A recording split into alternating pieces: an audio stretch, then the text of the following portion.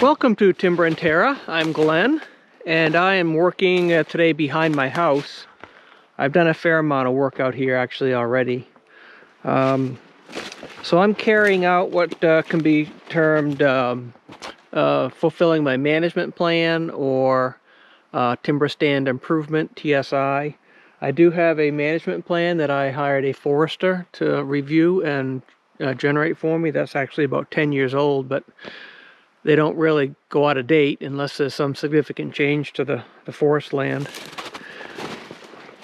So I'm going to spend a fair amount of time sort of explaining what my management plan has me do and how I've been doing that, and then we'll actually do a little bit of it. So the management plan uses a practice what's called silviculture. Silviculture is sort of loosely defined as the art and science of managing a piece of property for a desired outcome. Where my tractor is in a road that goes from right to left that way. On this side of the tractor, the management plan has this as a cedar stand, so it's managed for cedar, and I'll go over what that means here in a bit. On the other side of my tractor, a couple of videos, several videos ago, I was working in there. I'm sort of treating it as a cedar stand, but technically on my management plan it is a spruce-fir stand. And that is managed somewhat differently, but the two are really not in conflict. As you can imagine, you know, between this side of my tractor and the other side of my tractor, there's not a significant difference in the soil or the makeup of the forest.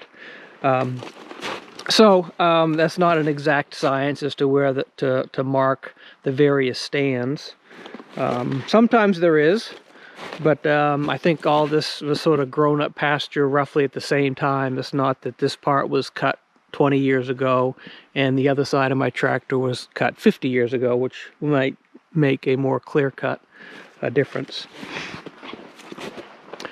So for a cedar stand, what my management practice is outlined in the plan is basically to cut down any interfering species, primarily poplar. As you can see, that's actually a couple dead pieces of poplar here. Generally, I'll leave dead pieces like this. There's not really much interruption from the crown because it's dead. It does provide some wildlife and just some diversity. And the other poplar there I will take down eventually. So poplar is one species that competes with and interrupts cedar growth and regeneration. The other is gray birch, which is what this is here on the floor. All this is gray birch. And the last is red maple. And here's an example of red maple right here. So the management plan has me to take those three species really and just cut them down and deaden them, and to create what's termed coarse woody debris, which is what this is all over the ground, and that is to stay. Now the bigger pieces I will, and I have taken out some firewood, you know, say pieces that are greater than 6 to 8 inches in diameter. To me that's sort of a shame to just cut it up and leave it here when there's plenty of this debris that I have, and not use that bigger stuff for firewood. What is not specifically mentioned in the management plan for the cedar is what to do with fir, spruce, and pine. So what I do, because those are generally favorable species, they have some economic value, is as long as they are not significantly interrupting the cedar, I'll leave them. For instance, this little fir tree here is some cedar behind it and a cedar to the left. You know, these can grow sort of in parallel next to each other and not harm one another. Occasionally I will actually do that with red maple as well. Probably none of the... I have plenty of red maple, so I'm not too concerned about that. But there's a decent red maple there, sort of all on its own, that I'll probably leave, at least for a while. And management plans normally will be revisited every 5 to 10 years. That's sort of the time span where things can change notably in a forest. They don't change overnight or even in a year or two. So everything that we do now is sort of subject to review in 5 or 10 years anyhow. So there's plenty of woody debris here. This does a couple things for a cedar stand. One is it sort of limits the seeds that can grow of competing species, such as the red maple, the popple. And when it rots, it provides a good seed bed for cedar. I believe cedar seeds, which are small cones, really tiny cones. I don't think there's any here, because most of the cedar around here is pretty juvenile. It doesn't generate cones yet. The seeds tend to generate better on decayed material, sort of rotten wood, rotten stumps. So the woody debris here will sort of block competing seeds from germinating and provide a good seed base for the cedar. So that is the rationale for leaving this woody debris. Also, all this cedar, and I'll show you where the cedar came from, will probably be eaten up by deer here in the next several weeks. So when it comes to cedar, they will often grow in clumps. Like this one here had 1, 2, 3, 4. 4 stems, suckers, whatever you want to call them, that grew up. And ideally, you just want to have 1 stem per root ball. So that's these small pieces that I cut. And that's where these tops, and that's where the scales or needles, leaves from that came from. You can see here. But cedar can be sensitive to being disturbed too much. So I won't do too much at a time. I'll cut these. And here, one of these two, and looking at these, they're sort of equal. This one's slightly bigger, so I'd probably leave that one and take this one. But I did that one this year. I may do this one in a year or two, and then just sort of let this one have at it all by itself. This one here is a little disappointing because this nice stem has some woodpecker holes, so I'm guessing it's either diseased or probably has some rot in the center of it. So what I might end up doing is, if this smaller one here continues to grow well, after I get it just a bit more light, I did do a wee bit of damage here when I was cutting this piece off. But this may be the one that stays, or it could be both of them get cut down and just provide a bit more light for the one on the right here.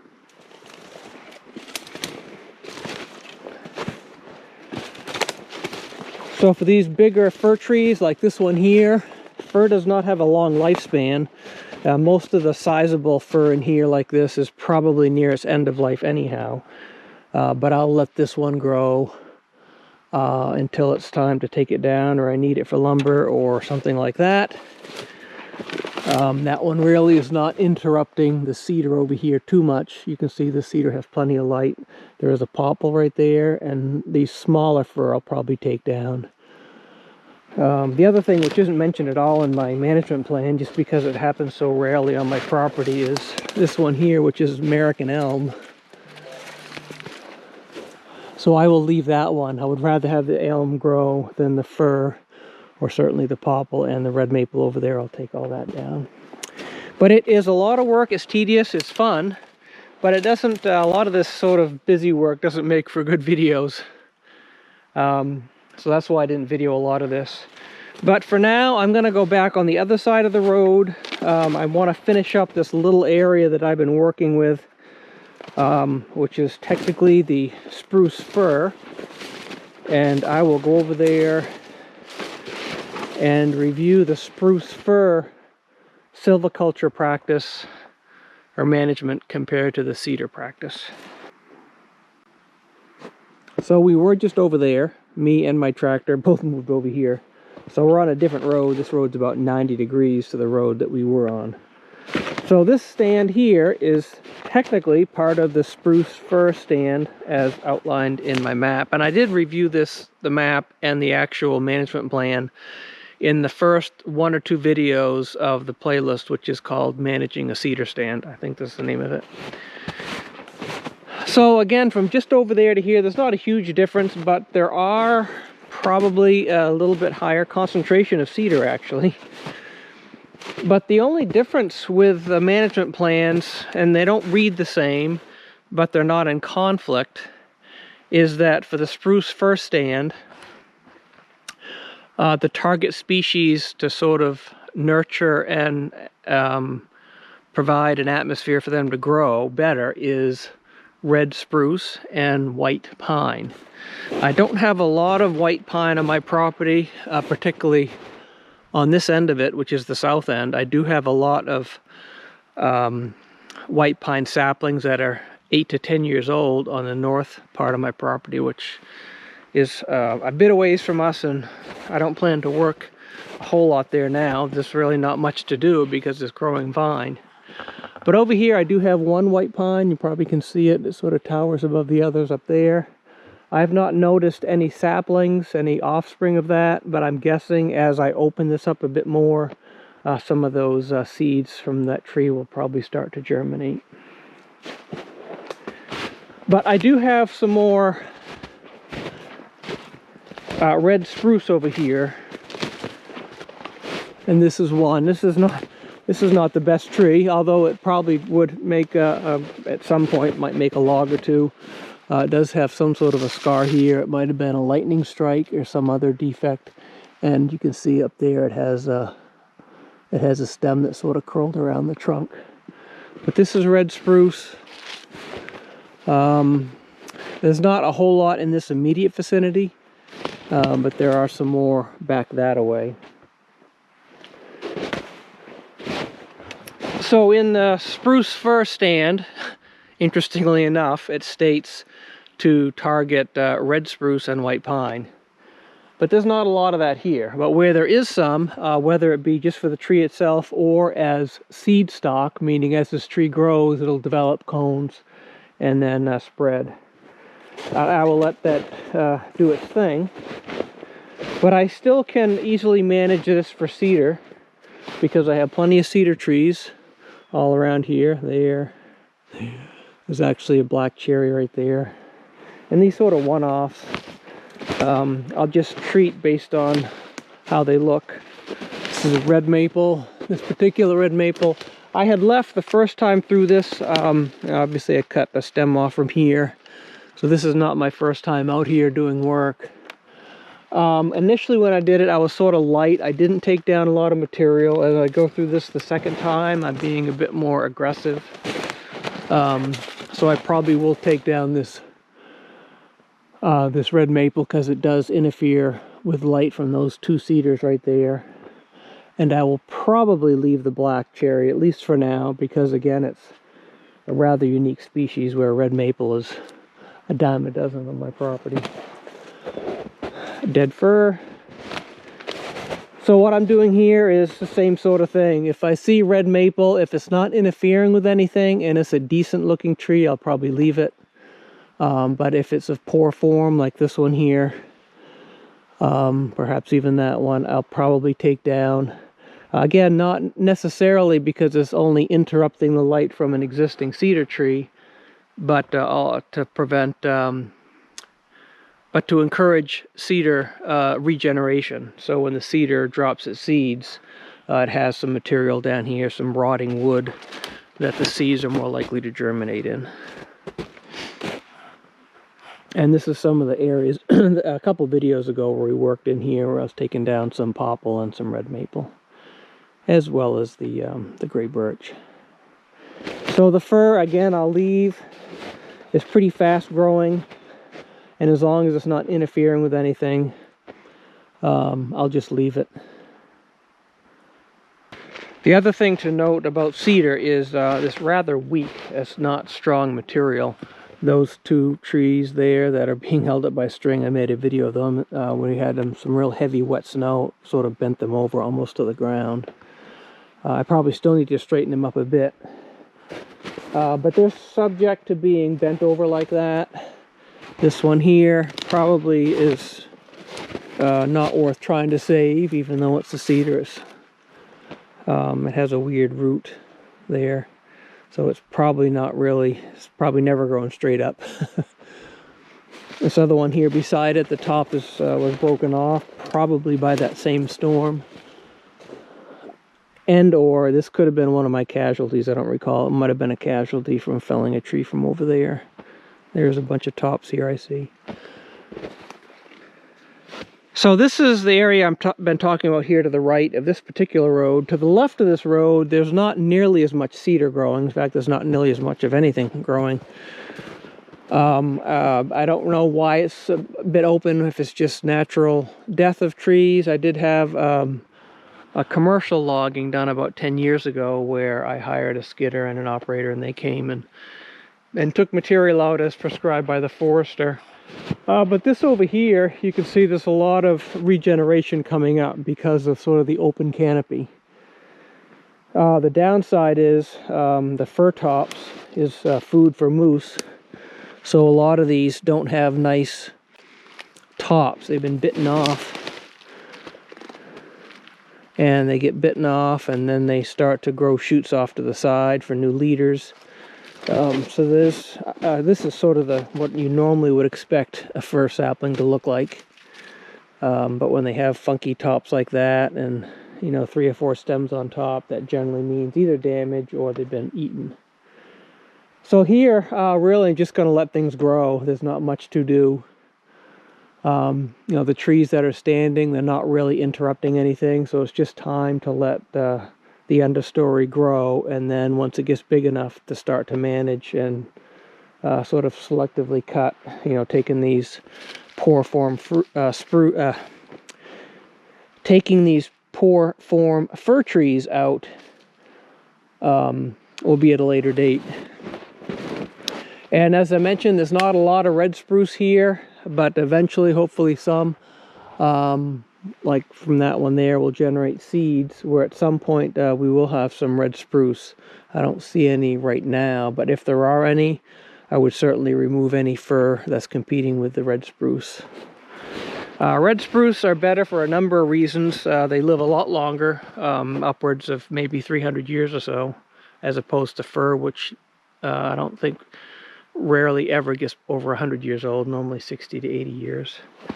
And red spruce is generally more disease resistant. It doesn't have the issue with butt rot that fir often does. The next tree I want to take down is this red maple. This one next to it is a spruce. I'm not sure if it's red or white spruce. Either, they're equally good.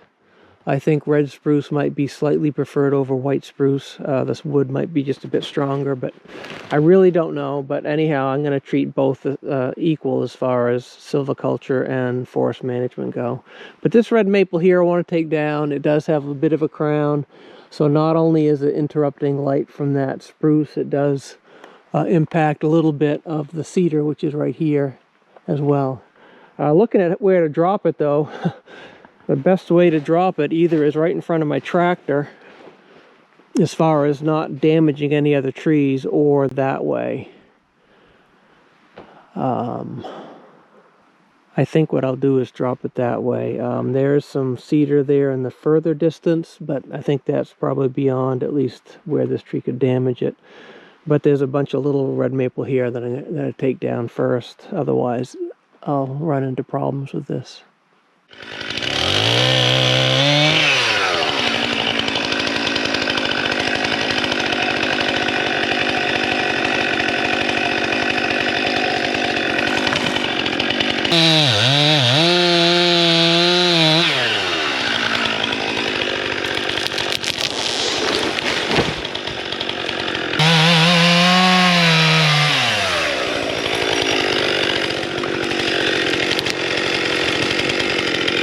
So with these, this one here, small enough, I'm not going to worry about trying to salvage any firewood out of that. So I'll just cut up into pieces and throw it off into the ground here. This bigger one here, I'll probably take 2 logs, so 32 feet. And then the rest of the tops, I'll just leave on the forest floor. I think I'll leave this one.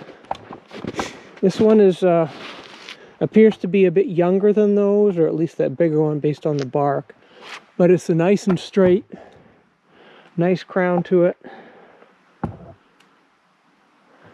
So I'll leave this one for here, but that should provide enough space there where I should be able to drop that red maple right here where these two trees were. So I'll clean these up first, and then we'll drop that bigger one.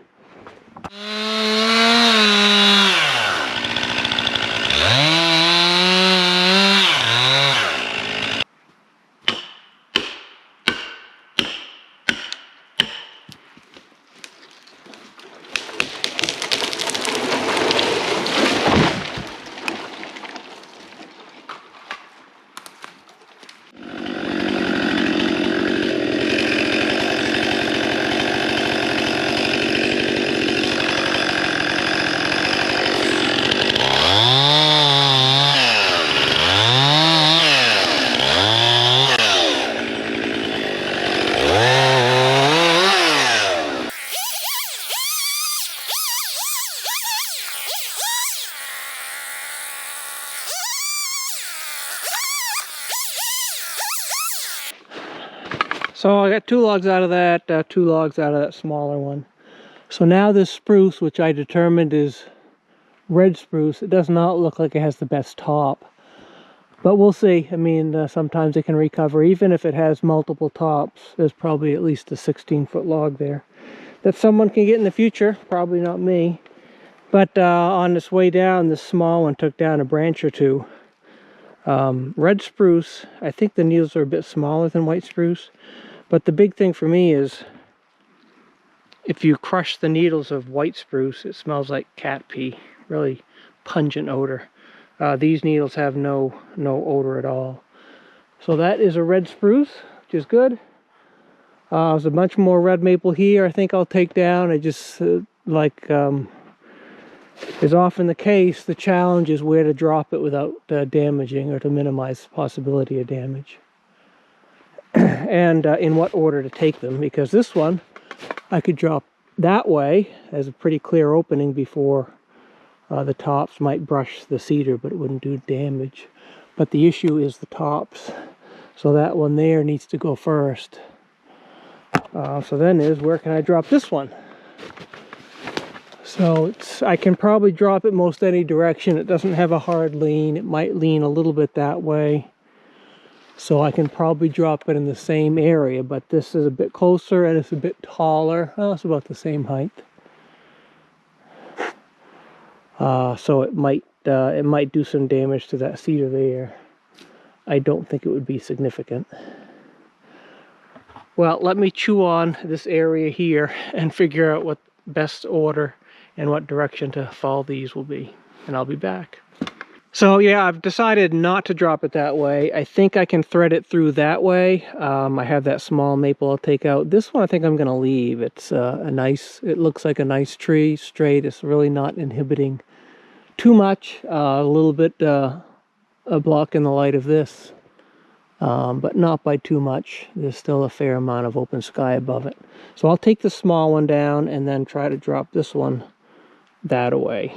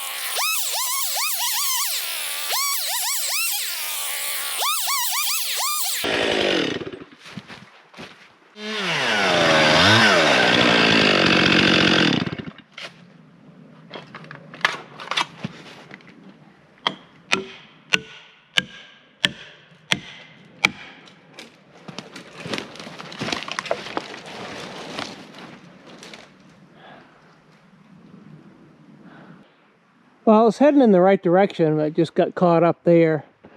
So what I will try to do Or what I will do and try to make happen is I'll cut the bottom off so it'll be a slick, it's called a slick stump, and allow it to rotate. So it'll probably rotate and it may actually fall over there. Might get caught up in that dead, I think is a dead fir tree right there. But, and if that doesn't work, then I'll just hook it up with the winch and pull it down.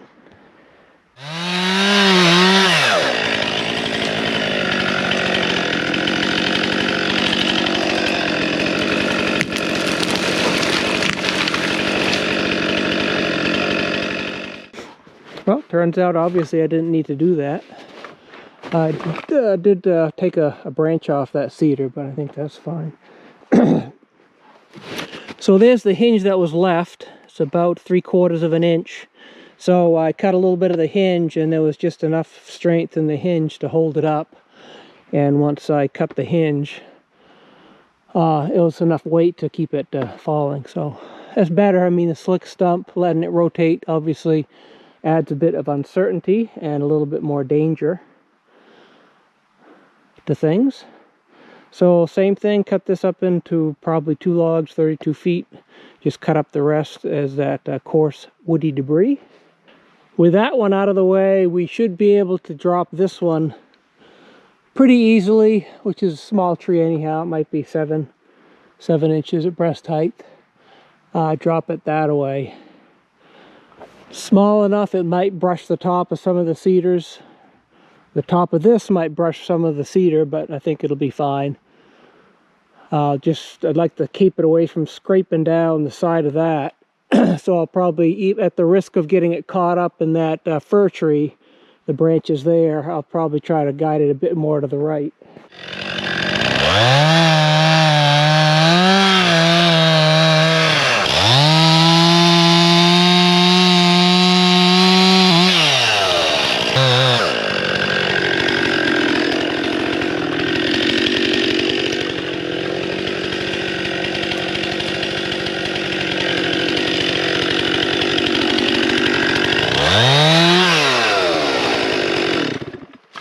Same sort of thing there. I was actually steering it maybe too much to the right, and it got hung up in that red maple. Choices. What I think I'll do then is take those 2 red maple and drop it between those same 2 trees that I'm aiming this one to drop, and that should do the trick without having to unhinge that one.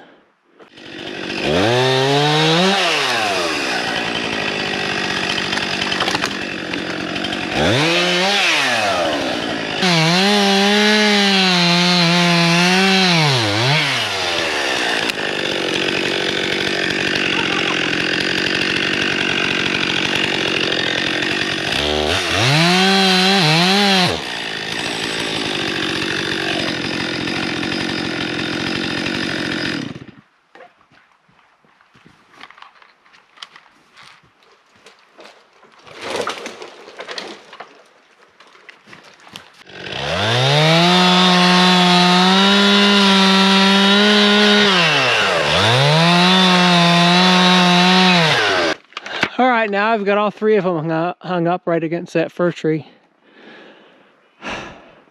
Alright, so I gotta go around. I don't want to try to drive over that. I could try to push it aside. Maybe I'll just do that with the front.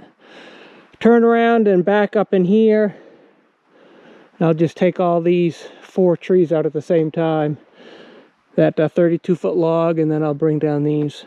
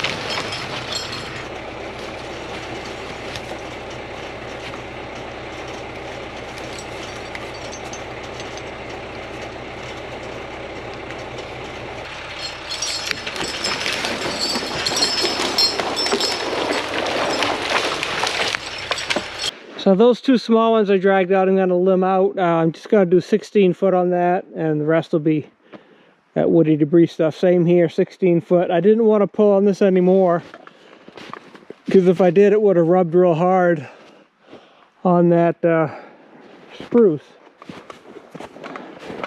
So same here, I think I'll do 16 feet, even though it's a bit bigger log. Again, just for that woody debris. And it should make it easy to turn the corner without hitting too hard on that tree.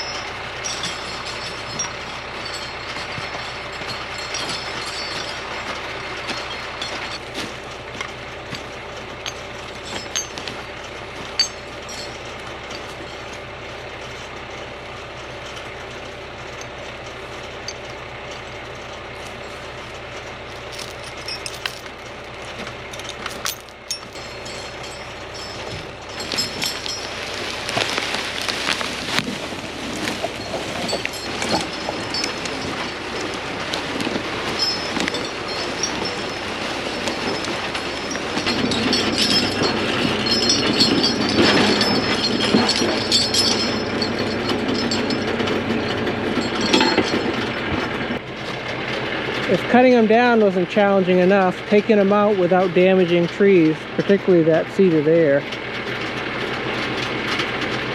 I'll probably reposition my tractor over there to haul this straight. And the other thing I could do is, that's a 32-foot log, is cut it right there at that mark. Then I can make the corner without having to worry about rubbing on the tree.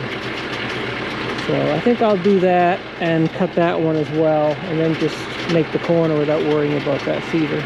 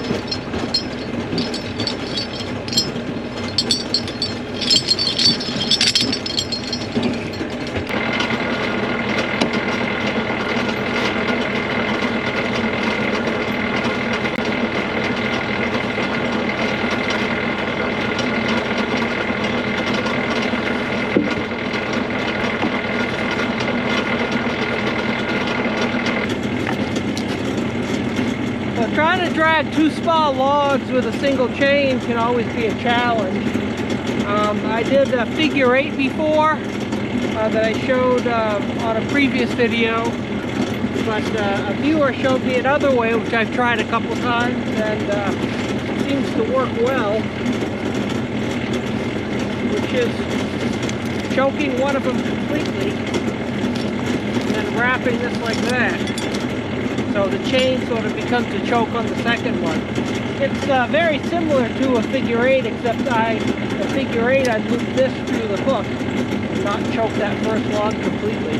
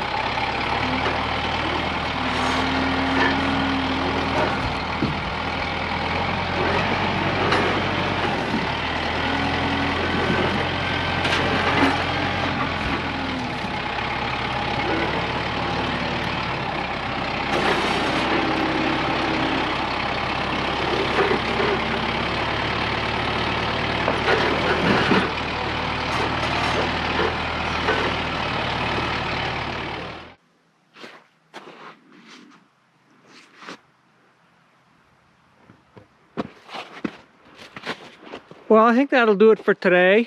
A little bit different nature of video, explaining a little bit about the management plan and how I carry that out. I hope you enjoyed it. Anyhow, thanks for watching this video. Hope to see you next time.